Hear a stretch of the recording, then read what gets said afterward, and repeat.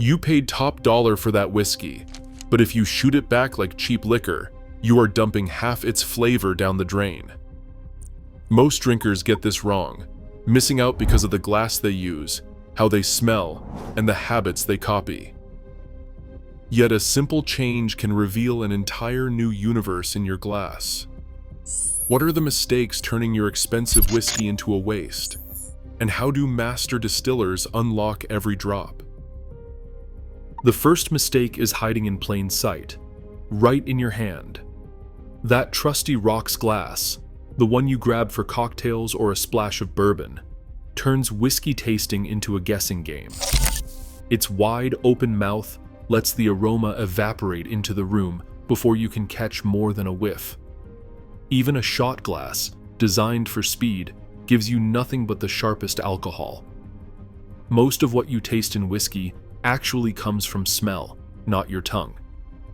If the aroma escapes, so does half the flavor you paid for. There is a reason every professional tasting panel, from the Scotch Whisky Association to the Council of Whisky Masters, uses a tulip-shaped glass. The Glencairn was introduced in 2001, and it was designed for one job: to trap and focus the whiskey's aroma right where your nose can find it. Its wide bowl gives the spirit room to breathe, while the narrow rim acts like a chimney, funneling volatile compounds into a tight cloud. When you bring the glass to your nose, you are not just smelling alcohol, you are catching layers of vanilla, citrus, smoke, and spice that would vanish in a tumbler. Glass designers and sensory scientists agree. Shape changes everything. In a rocks glass, those delicate esters and flavor oils drift away before you get close. In a Glencairn, they are waiting for you, concentrated and ready. Analytical labs confirm that tulip glasses hold far more aroma molecules in the headspace above the liquid than flat tumblers, though the exact number depends on the spirit and the conditions.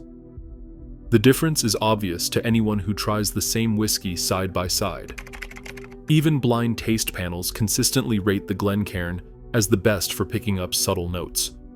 This is why distilleries and master blenders rely on the tulip shape for every serious evaluation.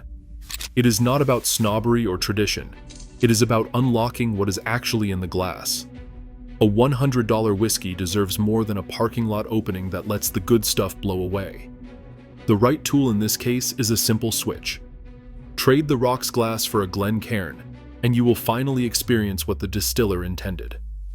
Once you have made the swap, the next step is learning how to use it, because even with the perfect glass, how you approach the whiskey makes all the difference. Nosing whiskey is not about bravado, it is about precision.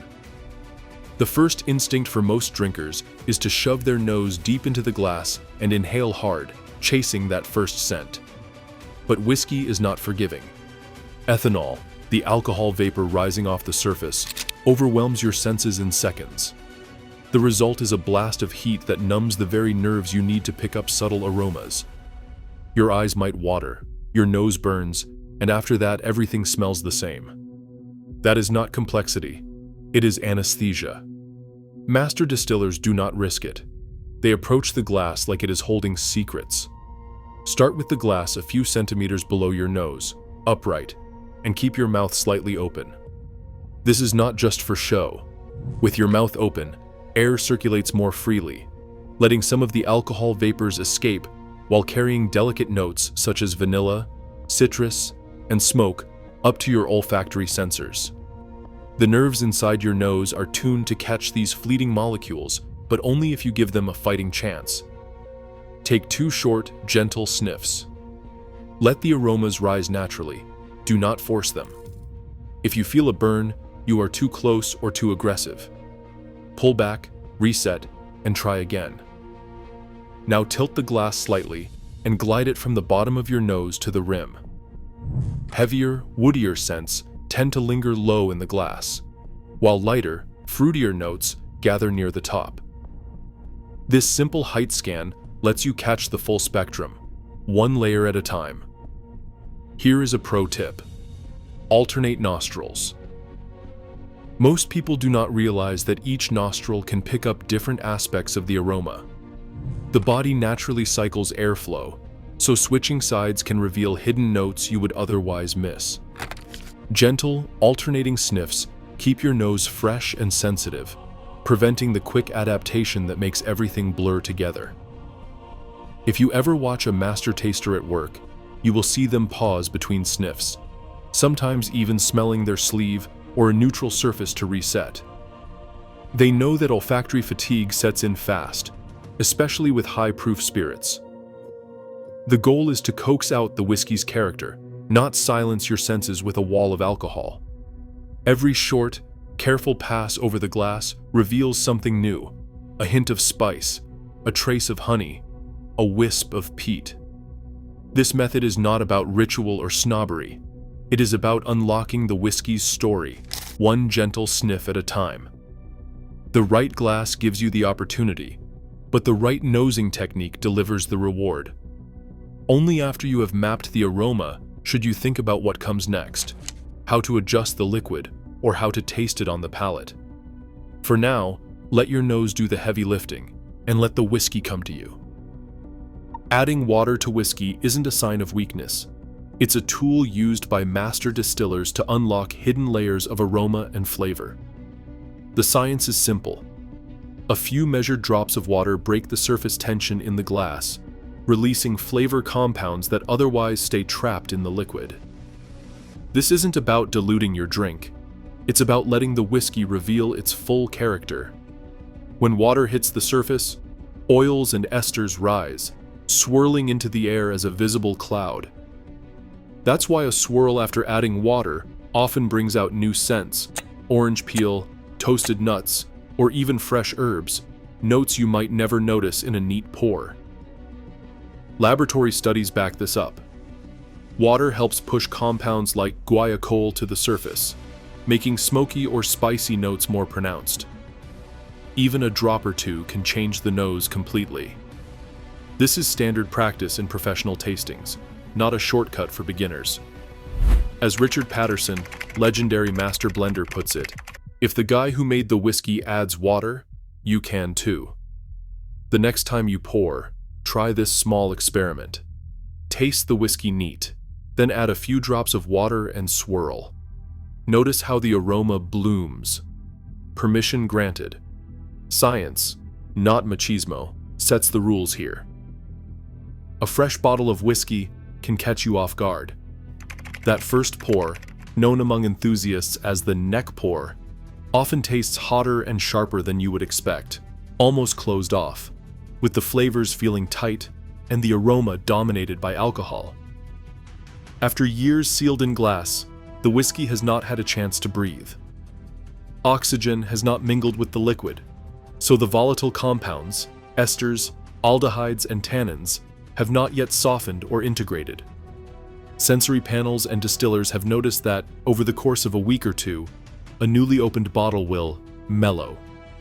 Esters evolve, sharp edges round off, and what once felt aggressive becomes balanced and nuanced. Studies from the Scotch Whisky Research Institute suggest a measurable increase in aroma intensity after 7 to 14 days, with fruit and spice notes becoming more pronounced.